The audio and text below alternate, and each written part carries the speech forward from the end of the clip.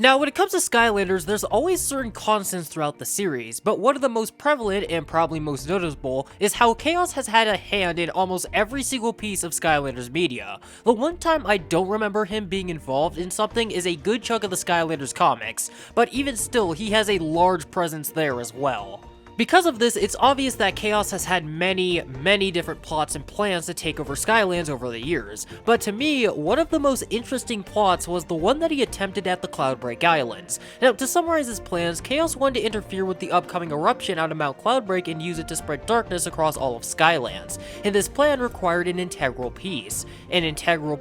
known as Petrified Darkness. Now, Petrified Darkness in my eyes is such a fascinating concept, especially in a franchise like Skylanders, as it can not only corrupt other creatures, but it can also do a multitude of other things as well. But as I was thinking about it more and more, well, I would begin to pick up on a lot of discrepancies that I don't think many of us have noticed. So I decided that over my weekend, while I played Supercharger Spellpunk libraries, I would dig up as much information on Petrified Darkness as I could, and in turn, a couple chunks of the Darkness's lore itself. And while I was on this journey, I would learn some rather fascinating information about these two items. Well, more specifically being. But before we begin, I'd like to let everyone know that this is going to be more of a rant than a normal video because honestly, I just wanted something to talk about this weekend. But with all that out the way, let's break it all down, starting with how it even got in Skylands in the first place. Now, when it comes to the darkness in Skylands, it actually has a rather streamlined history compared to the one that I was actually expecting. After the Ancients accidentally created Dark Rift Engine, the darkness was able to slink into Skylands and out of its own dimension, but from what I can infer, it didn't immediately wreak havoc on the whole realm, but it is known for being the origin of evil in all of Skylands. After the incident, the Ancients would lock the device away in the Vault of Ancients, but it would be uncovered by the Spellpunk sometime later and they would reactivate it, and then after that, the darkness would begin to run amok. This is when the Ancients and the Portal Masters of the time, which I speculated to be related to the Archean Empire in some shape or form since they fought against the darkness as well, and aren't brought up in the books, so either A, the Skylanders are just standing in for them and just recounting the story, or B, the Skylanders are just filling in for the heroes of old and the Archeans had strong enough ties to the Portal Masters to that point that they were associated to be one and the same. The forces of good, at the time, would continue to fight against the darkness until the Core of Light was made and the darkness got the Ash Baby treatment. Well, not exactly, as it was just severely weakened and pushed back to the far corners of Skylands, and for the next millennium or so, it wouldn't really return to the level that it was during its prime. Yes, it was still a threat, as it would corrupt Portal Master so it could carry out his evil plans, but it would be spotted multiple different times before the Skylanders games themselves. We know that Boomjet and Free Ranger had encounters with it, as one had his village destroyed by it and the other nearly killed himself by jumping into it. The two other encounters that I remember is with Voodooed, as his entire village was wiped out by the darkness, and sometime before SSA, the darkness would try corrupting Spyro. But with the help of Master Eon, he would learn how to control it. But his dark form makes him stronger and more aggressive, and it's noted that other Skylanders are weary of this form. And even though I'm making the plots of SSA and DSSA briefer than they actually were, Chaos would destroy the Core of Light, the darkness would begin to grow in power again, and soon afterwards, the Skylanders would rebuild it and once again repel the darkness. It then would make a quick stop at Radiant Isles with Hector, where it tried to gain a foothold there, only to fail thanks to, once again, the Skylanders. So since we all have the background knowledge that I think we need, let's go take a look at the main topic of today's video.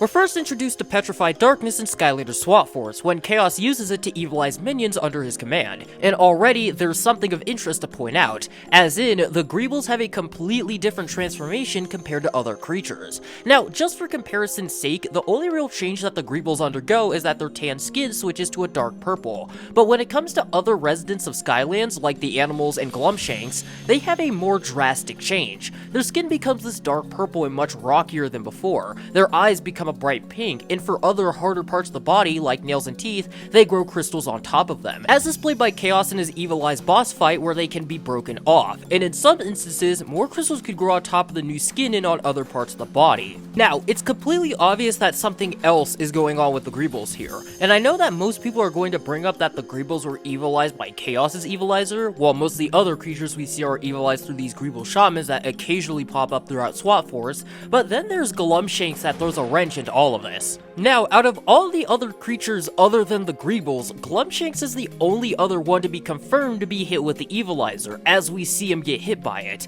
and he gets a form that is practically identical to all of the other creatures that weren't, which just continues to raise the question of why the Greebles have a completely separate transformation compared to everyone else. And it can't be how evil a creature is because Chaos's transformation looks like everyone else's, so I generally have no damn clue on why they're so different. But this isn't the only interesting thing about Petrified Darkness. In Rampart Ruins, we learned that Petrified Darkness was used by the Archaeans to power their battlesuits, which is really interesting considering the fact that the Archaeans fought a war against it, which adds on to the Archaeans taking things too far. Heck, it could have even been one of the stepping stones to why they became the way they are now. Even though I don't know exactly when, a part of me wants to say that they began to mess with the darkness after the war with the darkness, since it was much weaker, which means it could be controlled much better. But that does give us a hint into its creation. Now, I know this sounds off topic, but as we learned for the Dark Skylanders that came in the Dark Edition starter pack for Swap Force, the Skylanders would find Chaos's hidden base where he was experimenting with Petrified Darkness,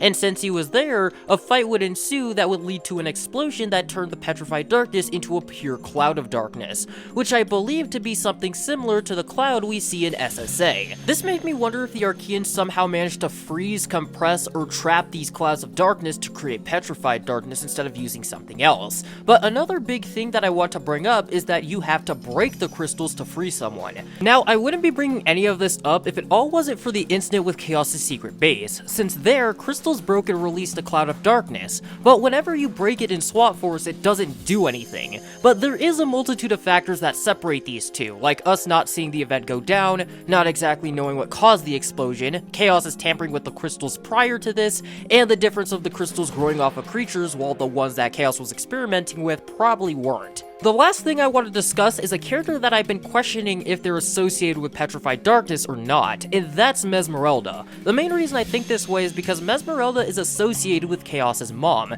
who you can actually see wearing Petrified Darkness on her dress, and Mesmerelda fits the color scheme to a T, but there's just a few problems with this. Firstly, even though her nails look like they could be coated in Petrified Darkness, it's far too smooth, along with the rest of her body. Secondly, it's never brought up, even in expanded material, so it's most likely that she isn't evilized or affected by the darkness in the way that we think. I know a good piece of evidence would be her dress, since clothing would usually be tampered with after being evilized, but changing clothes isn't really out of the question. But it is interesting to note that clothing can be evilized and de-evilized alongside its wearer, but I think that's enough out of me for today. I know that things were a little weird with this video, but to be perfectly honest, I just wanted something to rant about, and Petrified Darkness was kinda just there. So thank you for sticking around this long. Like always, hit the subscribe button if you enjoy content like this, share this around so it grows the channel, leave some comments down below to make the algorithm happy, check out Return to Skylands along with the music and other lore videos down in the description below, and I will see you all in the next one.